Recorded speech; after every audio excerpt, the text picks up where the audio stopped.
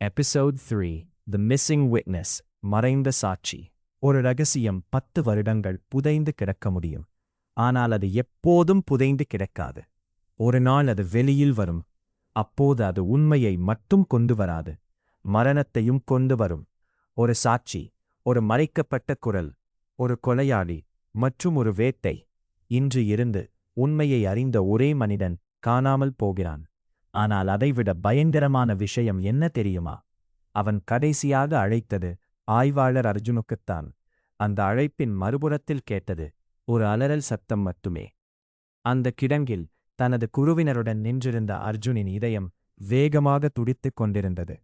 சில நிமிடங்களுக்கு முன்புதான் அவரது கைபேசிக்கு வந்த குறுஞ்செய்தி அனைவரையும் அதிர்ச்சியில் ஆழ்த்தியிருந்தது.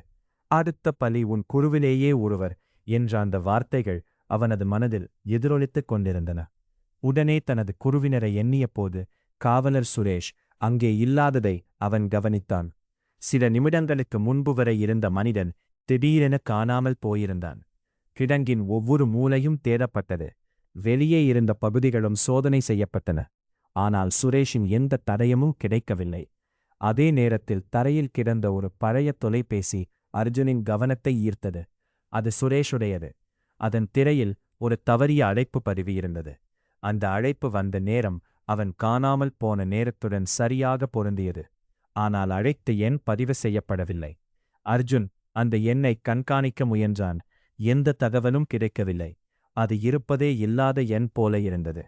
இதற்கிடையில் அந்த ஒலிப்பதிவு கருவியில் இருந்த குரலை நிபுணர்கள் ஆய்வு செய்தனர். அதில் பேசியது விக்ரமின் குரலாக இருக்கலாம் என்று அவர்கள் கூறினார். ஆனால் பதிவின் கடைசி சில வினாடிகளில் பின்னணியில் மற்றொரு குரலும் இருந்தது. அந்த குரல் தெளிவாக கேட்கவில்லை. இருந்தாலும் ஒரு வார்த்தை மட்டும் புரிந்தது: சாட்சி. அந்த ஒரு வார்த்தை வழக்கின் திசையையே மாற்றியது. அர்ஜுன் உடனடியாக 10 வருடங்களுக்கு முன்பு நடந்த வழக்கின் அனைத்து பதிவுகளையும் மீண்டும் திறந்தான். அப்போது ஒரு பெயர் அவனது கவனத்தை ஈர்த்தது. அந்த வழக்கில் அதிகாரப்பூர்வமாக விசாரிக்கப்பட்ட ஒரே சாட்சி மணிகண்டன். ஆனால் அவரது வாக்குமூலம் பதிவு செய்யப்பட்ட சில நாட்களிலேயே அவர் நகரத்தை விட்டு வெளியேறியதாக குறிப்பிடப்பட்டிருந்தது. அதன் பிறகு அவரை பற்றி எந்த தகவலும் இல்லை. அர்ஜுன் அவரை தேடத் தொடங்கினான். பல மணி நேர தேடலுக்குப் பிறகு அவர் இன்னும் உயிருடன் இருப்பதாக ஒரு தகவல் கிடைத்தது. நகரத்திலிருந்து தொலைவில் இருக்கும் ஒரு சிறிய கிராமத்தில் அவர் வசித்து வந்தார். மறுநாள் காலை அர்ஜுன் அந்த கிராமத்தை அடைந்தான். மணிகண்டன் வசித்த வீடு நகரின் எல்லையில் இருந்தது. பழைய வீடு, உடைந்த ஜன்னல்கள், பல ஆண்டுகளாக யாரும் கவனிக்காதது போல இருந்தது. கதவை தட்டிய போது பதில் வரவில்லை. ஆனால் கதவு திறந்திருந்தது. உள்ளே சென்ற அர்ஜுன் அங்கே யாரோ அவசரமாக வீட்டை விட்டு வெளியேறியிருப்பதை கவனித்தான். மேசையின் மீது பாதி குடிக்கப்பட்ட தேநீர் கோப்பை இருந்தது. நாற்காலி கீழே விழுந்திருந்தது.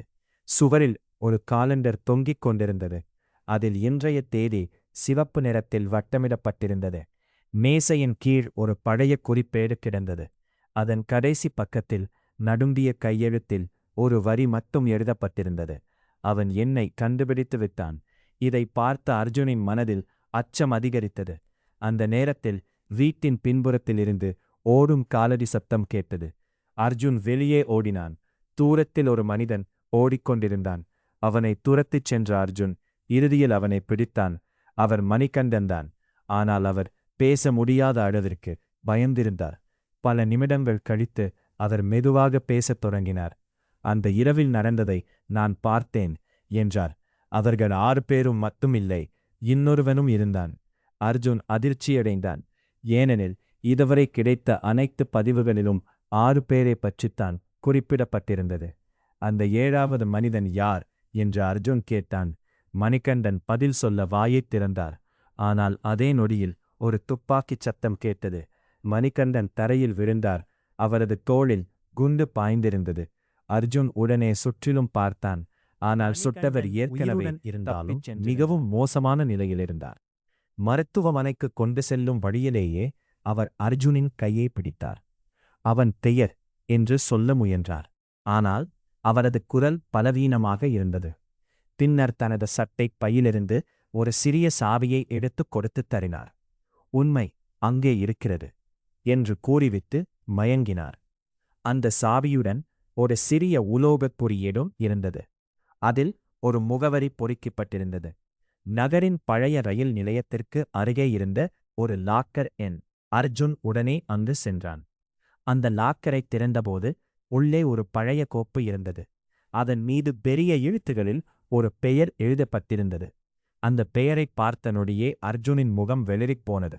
ஏனெனில் அது 10 வருடங்களுக்கு முன் இறந்துவிட்டதாக அதிகாரப்பூர்வமாக பதிவு செய்யப்பட்ட ஒருவரின் பெயர். ஆனால் அந்த கோப்புக்குள் இருந்த சமீபத்திய புகைப்படங்கள் அவர் இன்னும் உயிருடன் இருப்பதை நிரூபிப்பன. அதே நேரத்தில் கோப்பின் கடைசி பக்கத்தில் ஒரு குறிப்பு இருந்தது. உண்மையைக் கண்டுபிடித்ததற்கு வாழ்த்துகள், அர்ஜுன். ஆனால் நீ இன்னும் விளையாட்டின் முதல் நிலையை தாண்டவில்லை. அதற்கு கீழே ஒரு புதிய பெயர். அடுத்த பலியின் பெயர். தொடரும்.